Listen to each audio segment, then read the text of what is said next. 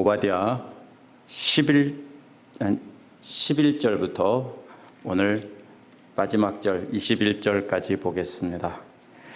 여기에 보면은 바로 앞에서는 이제 오바댜는 지금 두 번에 나눠서 하는데요. 오바댜의 메시지는 바벨론을 도와서 도망하는 유대인들을 막고 형제인 유다를 환난을 기뻐하며 이렇게 어려움 당했을 때 더 어렵게 한 죄입니다. 그러나 에돔은 하나님을 대적하는 모든 나라를 대표로 등장한 것이지 단순히 역사적인 에돔을 말하는 것이 아닙니다. 따라서 오바댜의 메시지는 진정한 하나님 나라가 임하는 것을 반대하는 사람 모두에게 뭐라고 했습니까? 치욕을 당하고 아주 망할 것이다 라고 하시는 말씀입니다. 그래서 오늘 말씀은 이제 하나님을 대적한 사람들이 어떻게 망하고 심판을 받는지 그 내용을 말한 것입니다. 그래서 하나님의 백성들 중에서 거룩한 남은 자들을 통해서 하나님 나라를 회복시키고 남은 자들이 돌아와서 하나님 나라를 차지할 것이며 주의 나라가 회복된다는 것입니다. 11절에 보면은요, 내가 멀리 서서 구경만 하던 그날이란 예루살렘이 멸망하던 날입니다. 또 그날은 이방인들이 야곱의 재물을 빼앗아가던 날입니다. 그래서 이방인이 야곱의 재물을 늑탈하며 그랬죠. 이방인이란 이스라엘 땅에 거주하던 외국인을 뜻합니다. 평소에는 무시당하면서 쓰레기 취급받았는데 예루살렘이 멸망하자 예루살렘 사람들의 재물을 탈취하며 좋아했던 것입니다. 또 외국인들이 그 성문에 들어가서 예루살렘을 놓고 제비 뽑아 나누어 가지던 날이라고 합니다. 외국인이란 말은 예루살렘에 쳐들어온 외국인입니다. 그래서 이방인과 외국인이 다른 말입니다. 그래서 외국인은 바로 예루살렘 땅에 쳐들어온 다음에 제비 뽑아 나눠 가졌는데 그때에도 에돔은 그들과 함께 제비를 뽑았다는 겁니다. 형제가 아니라 적이었다는 뜻이죠. 그래서 12절은 내 형제의 날, 곧 그 재앙의 날에 방관할 것이 아니라고 했습니다. 예루살렘이 망하던 날 강 건너 불구경하듯이 하면 안 됐다는 겁니다. 왜냐하면 에돔은 이스라엘의 형제 나라이기 때문입니다. 또 유다 자손들이 파괴되던 날 보고 기뻐하지 말았어야 했다고 했습니다. 이는 구경만 하던 모습에서 한 걸음 더 나간 건데요. 고난받던 날에 입을 크게 벌리고 웃지 말았어야 했다라는 뜻입니다. 입을 크게 벌리고 웃는 것보다 한 걸음 이제 입을 크게 벌리고 웃는 것은요, 기뻐하는 것보다 한 걸음 더 나간 겁니다. 처음에는 구경만 하고 기뻐하다가 그 다음에는 입을 크게 벌리고 소리내서 좋아했다는 것입니다. 13절에서 보면 에돔이 하지 말아야 했어야 될 죄가 이어지는데요. 12절에서 멀리 구경만 하고 기뻐하고 입이 찢어지도록 웃었는데 13절에서는 좀 더 가까이 구경하기 위해 예루살렘 성문 안으로 들어간 겁니다. 들어가지 말았어야 된다는 겁니다. 또 그 재앙의 날에 너는 구경만 하지 말았어야 된다는 겁니다. 12절에서는 멀리서 구경했는데요. 이번에는 예루살렘 성 안에 들어가서 구경을 한 것입니다. 그날에 너는 또 그 재산에 손대지 말았어야 된다는 겁니다. 구경만 하다가 나중에는 외국 군대가 와서 재물을 탈취해 나눠 가질 때 같이 참여해서 재물을 탈취했다라는 뜻입니다. 14절은 도망가던 유대 사람들을 죽이려고 길목에서 지키고 잊지 말았어야 된다는 겁니다. 그런데 그렇게 했다는 겁니다. 그가 고난받던 날에 너는 살아남은 사람들의 원수의 손에 넘겨주지 말았어야 된다고 합니다. 에돔 사람들은요, 숨어 있다가 도망가던 유대 사람들을 죽이고 살아남은 자들은 끌어다가 대적들에게 넘겨줬다는 겁니다. 왜 이거 하지 말았어야 되냐면 야곱과 에서는 쌍둥이 형제입니다. 이스라엘은 야곱의 후손이고 에돔은 에서의 후손이기 때문에 결국 형제 나라인 겁니다. 형제가 망한 것을 보고 이렇게 행동한 에돔이 잘못이지만 사실은 어디서 왔냐면요, 이스라엘이 힘이 있을 때는 에돔을 멸시하고 학대했기 때문입니다. 그러자 에돔은 자신들을 그렇게 멸시하던 이스라엘이 고난당하자 기뻐하고 입을 찢어지라 벌리고 웃다가 멀리서 쳐다보고 있다가 나중에 성 안에 들어가서 구경하고 탈취하기까지 한 겁니다. 이게 바로 뭡니까? 이게 오늘날 믿는 사람들도요, 역시 이런 태도를 갖기 쉬운 것입니다. 그래서 우리가 조심해야 되는 것은 우리를 학대한 사람들을 우리는 뭐라고 합니까? 사랑하라고 하죠. 우리는 그들에게 분노를 표현하지 말아야 됩니다. 바로 골로새서에서 나눈 것처럼 그 마음속에 분노를 품고 있다가 분노를 입으로 내뱉고 하는 것 자체가, 그러면 시원할 것 같은데 시원하지 않고 오히려 분노의 감정이 더 커지고요, 분노하는 마음이 점점 커지고 보복하고 싶은 마음이 점점 더 커지는 겁니다. 그렇게 하면 시원한 게 아니라 우리는 훨씬 더 마음이 아픈 것입니다. 그 두 번째로는요, 15절에서 16절에 보면 모든 대적들이 하나님의 진노의 잔을 마신다는 겁니다.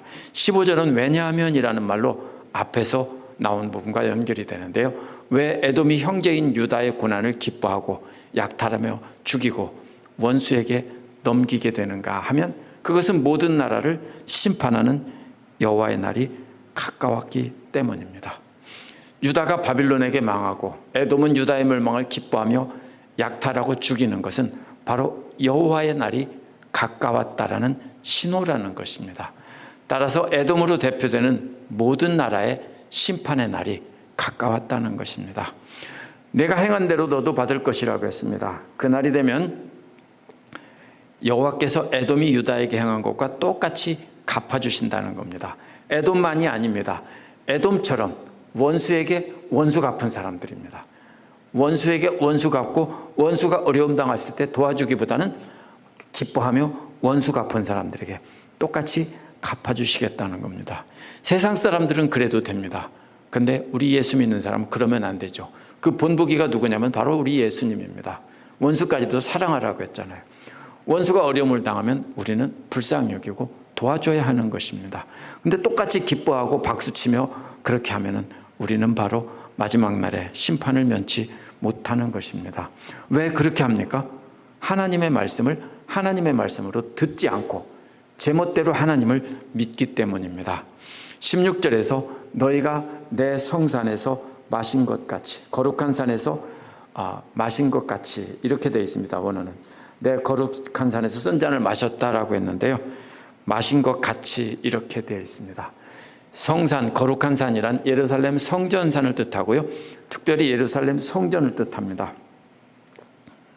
예루살렘이 멸망했을 때 에돔 사람들이 예루살렘 성전에 올라와서 예루살렘 멸망을 축하하는 축배를 들었다는 것입니다. 바벨로니아의 승리를 축하하는 자리에 에돔도 참여해서 함께 축배를 들었습니다. 만국은 하나님의 제산에 무단 침입했고 하나님께서 거하시는 성소를 더럽혔던 겁니다. 그렇기 때문에 그날에는 에돔으로 대표된 하나님의 백성들을 대적한 그 모든 나라가 계속 마신다는 겁니다. 그래서 모든 민족이 더욱 쓴 잔을 마신다고 했죠. 여기서 이것은 승리의 축배가 아니라 하나님의 진노의 잔을 마신다는 뜻입니다. 어떻게 마십니까?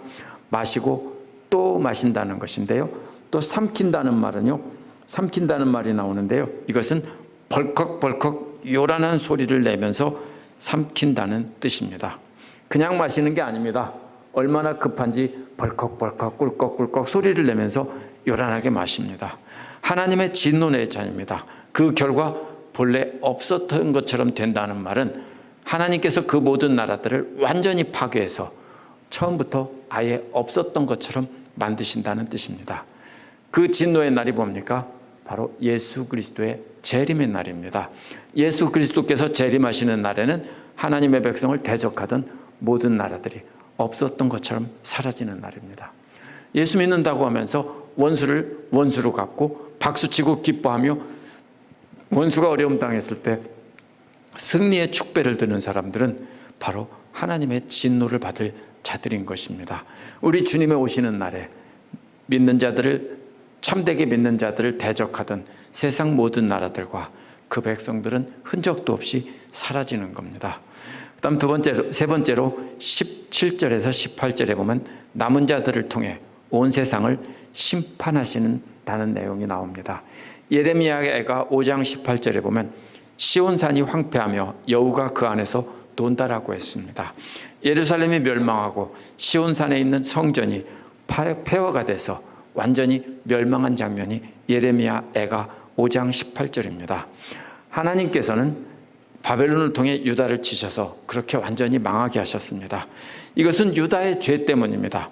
그러나 하나님께서는 하나님께로 돌아와 하나님만 의지하던 소수의 남은 자들은 남겨두셨습니다.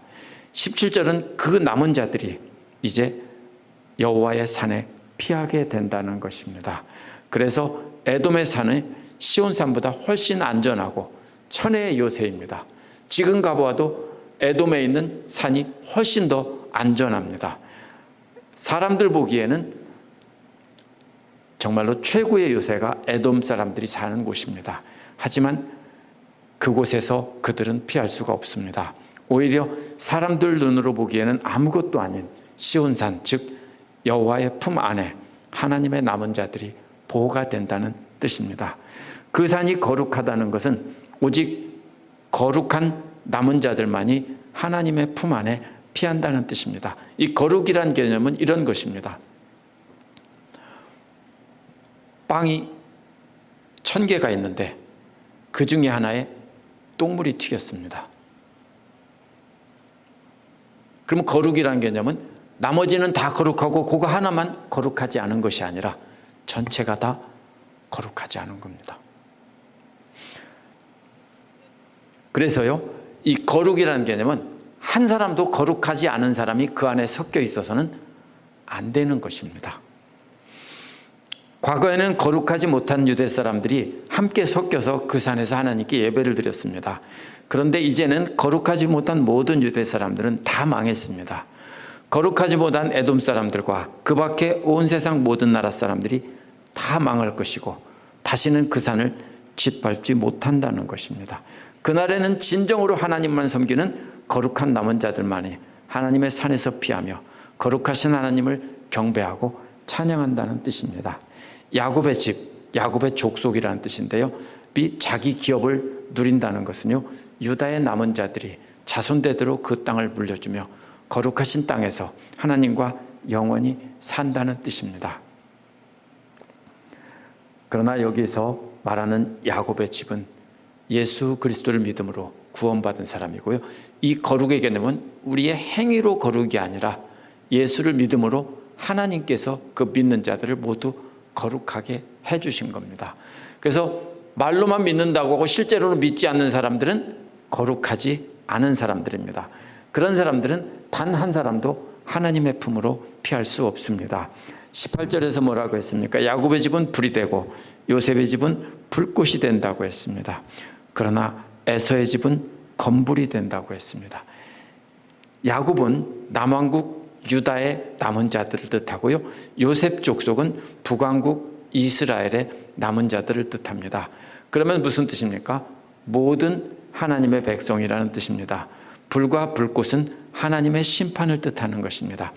따라서 전체 이스라엘 중에서 거룩한 자들, 남은 자들, 거룩한 남은 자들만이 살아남아서 하나님 품 안에 안전하게 거하여 보호를 받고 있는데 이제 하나님께서는 그들을 악한 자들을 바로 심판하는 도구가 되게 하신다는 겁니다. 그래서 불이 되고 불꽃이 된다는 겁니다. 심판의 대상이 뭡니까? 지푸라기입니다. 지푸라기가 누굽니까? 에서 족속이죠. 다 태운다는 겁니다.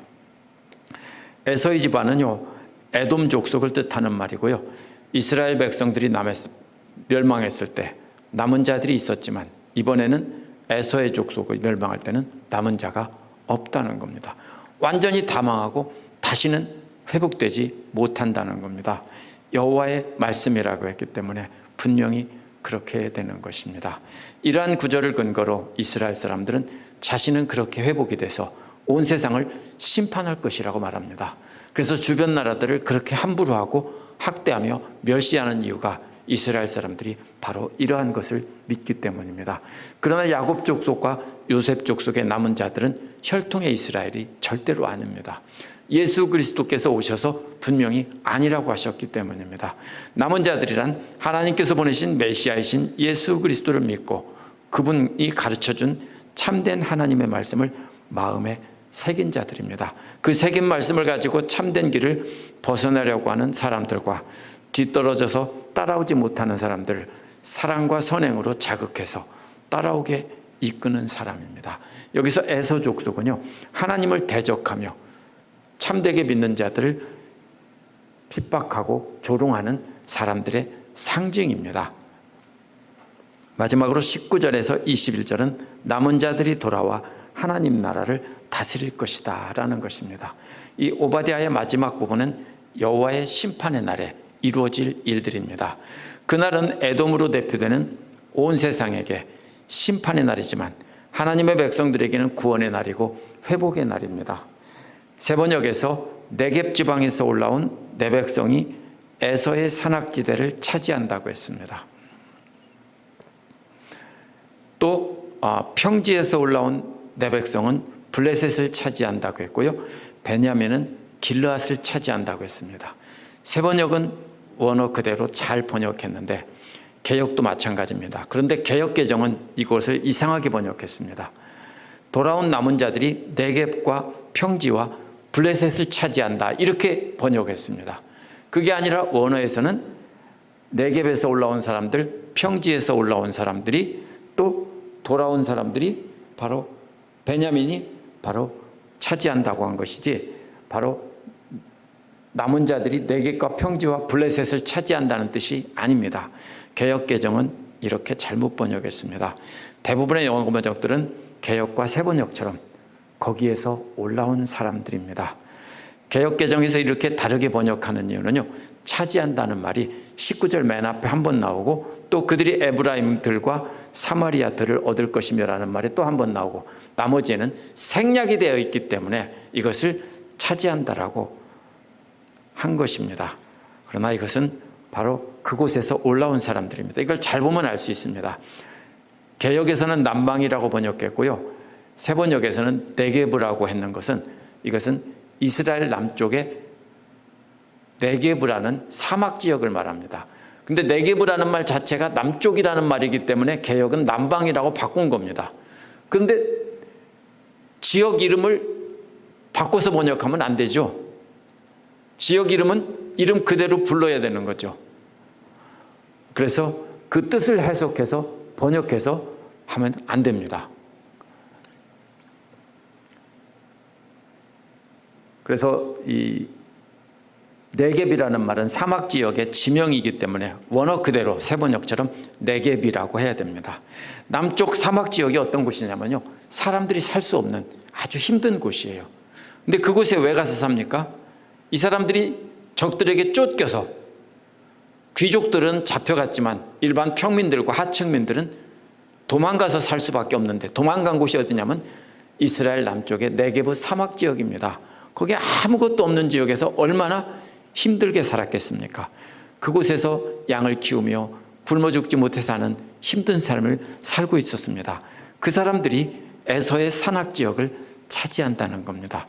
또 평지 사람들은 블레셋을 얻을 것이라고 했는데, 평지라는 말도요, 이것도 쉐펠라라는 지명 이름입니다.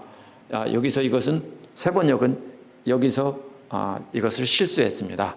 이것은 쉐펠라라고 지명을 그대로 번역해야 됩니다. 블레셋 사람들이 살던 곳은 해안이고요, 또 유다 남쪽의 평지 사이에 그 중간에 있던 곳이 바로 쉐펠라라는 곳입니다. 쉐펠라는 어떤 곳이냐면요, 역시 또 남은 자들이 도망가서 살던 곳입니다. 어떤 이들은 남쪽으로 도망갔고 어떤 이들은 서쪽으로 도망가서 블레셋과 유다의 경계 지역에 살았다는 겁니다. 그 사람들이 블레셋 땅을 차지할 뿐만 아니라 해안 지역입니다. 좋은 땅. 더 나아가서 에브라임과 사마리아 영토를 차지한다고 했습니다. 그렇다면 북왕국 이스라엘의 영토까지 다 차지한다는 뜻입니다. 마지막으로 베냐민 사람들은 길르앗을 얻는다고 했는데요, 길르앗은 요단강 동편입니다. 루벤과 갓과 므낫세 반지파가 차지했던 곳입니다. 이렇게 남쪽 네겝과 또 서쪽의 쉐펠라에 살던 사람들과 또 베냐민 사람들이 이스라엘의 본래 영토 전체를 회복한다는 뜻입니다. 왜냐하면 그 에서의 산악시대는 이스라엘의 동쪽이고요, 블레셋은 이스라엘의 서쪽이고 또 바로 이 에브라임과 사마리아는 그 유다의 북쪽 지역이기 때문에 이것은 전체 다 회복시킨다는 뜻입니다. 이스라엘 전체 영토를 회복시킨다는 뜻인데요. 하나님 나라를 회복시킨다는 상징이지 실제 다윗 시대의 영토를 회복시킨다는 뜻이 아닙니다. 18절에 나온 야곱 족속과 요셉 족속들입니다. 이들은 땅을 잃고 흩어져서 살기 어려운 지역에서 방하고 있던 하층민과 평민들입니다.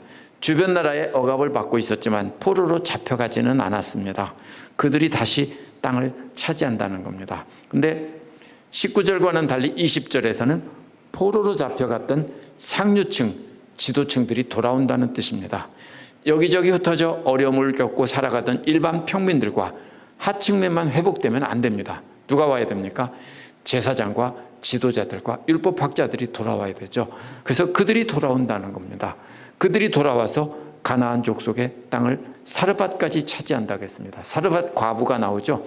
어디냐면요, 시돈의 남쪽에 있는 페니키아 사람들의 영토입니다. 이것은 여호수아 19장 28절에서 약속된 이스라엘이 차지할 땅 해변의 가장 북쪽입니다. 끝부분입니다. 끝부분까지 차지한다는 것입니다. 가장 강력했던 다윗 시대에만 이 부분을 차지할 수 있었습니다. 포로 잡혀갔던 또 다른 사람들은 예루살렘에서 사로잡혀갔던 사람들이기 때문에 유대의 최상류층의 자손들입니다. 이들은 스바랏에 있는 자들이라고 했는데 스바랏이 어디냐면요, 우르미아 호수 남쪽인데요, 바벨로니아 국경 밖에 있던 메대의 북서쪽입니다. 오늘날 이란의 서북쪽 끝부분입니다. 터키와 아제르바이잔 국경 부근입니다. 이게 오늘날은 비행기 타고 가면 갈만하다고 했지만 옛날 이스라엘 사람들은 상상할 수도 없는 가장 먼 곳입니다. 그렇게 먼 곳까지 끌려간 사람들이 돌아온다는 것입니다. 그래서 이들이 유다 남쪽 네게부의 도시를 차지한다는 겁니다. 21절에서는요, 구원받은 자들이 시온산에 올라와서 에서의 산을 재판한다고 했습니다. 재판한다는 말은 다스린다는 뜻입니다. 고대에는 다스리는 사람들이 재판도 하고 다스렸기 때문입니다. 구원받은 자들이란 여호와께서 회복시킨 하나님의 나라의 지도자로 세운 사람들입니다. 그 나라는 여호와의 것이라고 했습니다. 그렇기 때문에 회복된 사람들의 것이 아니라 여호와의 것입니다. 회복된 나라의 왕은 하나님이시라는 뜻입니다. 이제 그 나라의 왕이신 하나님께서 그 남은 자들을 회복시켜서 그들과 함께 다스리신다는 것입니다. 오늘날 우리도 예수 그리스도를 믿는다면 오늘 말씀에 나온 이스라엘의 남은 자들처럼 고난 가운데 살기가 쉽습니다. 그래서 히브리서 10장 23절에서 우리가 믿는 소망의 고백을 굳게 잡자고 한 겁니다. 힘들기 때문에 굳게 잡자고 한 겁니다. 오늘날 편하고 잘 살고 행복하면, 모든 것이 만족하면 소망을 잡자고 할 이유가 없습니다. 그래서 히브리서 기록자도 그날이 가까움을 볼수록 더욱 그렇게 하자고 한 것입니다. 모두 함께 모여서 서로 돌아보고 격려하면서 함께 고난을 견디자는 겁니다. 어떻게 해요? 나를 핍박하고 아직 믿음이 부족한 사람들도 우리가 분노하며 원수를 갚으면 안 되는 겁니다. 그들에게 우리가 고난을 견디며 그들이 힘들게 해도 참고 견디며 그들을 우리가 품고 나가려고 해야 됩니다. 그래서 힘든 것이고요, 우리만 힘든 것이 아니라, 나만 힘든 것이 아니라 모든 참된 믿는 자들은 다 힘들 수밖에 없습니다. 그래서 전에 집사님들이 그랬습니다. 예수를 믿으면 행복해지고 더 기쁠 줄 알았는데 믿을수록 왜 이렇게 더 힘든지 모르겠다라고 말씀하시는 분이 여러분이 계셨습니다. 왜 그러냐면요, 예수님 말씀대로 살려고 하다 보니까 더 힘든 겁니다. 실제로 자기 생각대로 사는 사람들은 오히려 이 땅에서 편안하고 부귀영화를 누리며 삽니다. 하나님 말씀대로 살아가려고 애쓰는 사람들이 더 힘든 것입니다. 왜냐하면 말씀에 순종해야 되기 때문입니다. 그럼에도 불구하고 끝까지 견디며 소망 중에 나아가자는 것이 히브리서 기록자의 말입니다. 그날이 오면 모든 대적들은 오늘 말씀에 나온 것처럼 없는 것처럼 되는 것입니다. 오늘날 우리가 바로 그 남은 자들입니다. 지금 세상 영광에 따라 사는 사람들이 더 강해 보이고 믿는 자들은 고통받고 핍박받고 무시당하는 것 같습니다. 오바댜에 나온 이스라엘 사람들처럼. 하지만 세상 영광을 따라 사는 사람은 오늘 말씀에 보면 지푸라기라고 했고 우리는 불과 불꽃이라고 했습니다. 우리가 마지막 날에는 그들을 다 태워버리는 심판을 하는 사람들이 되는 것입니다. 우리는 요한계시록 22장 5절에 나온 것처럼 하나님의 영광 가운데 주님과 함께 세세토록 왕노릇하며 바로 악한 자들을 영원히 태워버릴 사람들입니다. 그래서 그 땅에서 쫓겨나 살기 어려운 땅을 떠돌며 억압을 받던 일반 하층민들과 포로로 잡혀갔던 상류층 사람들은 바로 예수 그리스도를 믿는 모든 하나님의 백성입니다. 오늘날도 일반 성도에서부터 믿음의 지도자들까지 다 회복되어야 되고 그렇게 회복된다는 것입니다. 그래서 우리는 하나님께서 혈통의 이스라엘이 아니라 참된 하나님의 백성, 바로 피 목사님께서 말씀하신 바로 물가에 심기운 나무처럼 하나님 말씀을 즐거워하며 묵상하는 그런 사람들, 하나님 말씀을 듣고 기뻐하는 그런 사람들을 회복시키시는 겁니다. 하나님께서 에돔을 비롯하여 모든 세상 나라들을 심판하시는 여호와의 날은 우리에게는 바로 회복의 날입니다. 그래서 하나님께서 오바댜를 통해 에돔을 심판하신다는 것은 이스라엘이 정치적으로 회복되는 것이 아닙니다. 그런 심판은 영원히 이루어지지 않습니다. 이는 하나님께서 하나님의 대적들을 멸하시고 믿는 자들을 통해서 심판하시고 다스리실 종말론적인 하나님 나라를 그리고 있는 것입니다. 그 나라는 주님 오실 때 이루어지고 우리가 바로 그 나라를 차지하고 다스릴 것입니다. 그렇기 때문에 지금 우리가 해야 될 일은 고난을 견디며 하나님 말씀을 의지하고 하나님의 품 안에서 거하면 됩니다. 힘드세요? 그러면 바로 하나님의 품 안에서 안식하시기 바랍니다. 기도하겠습니다.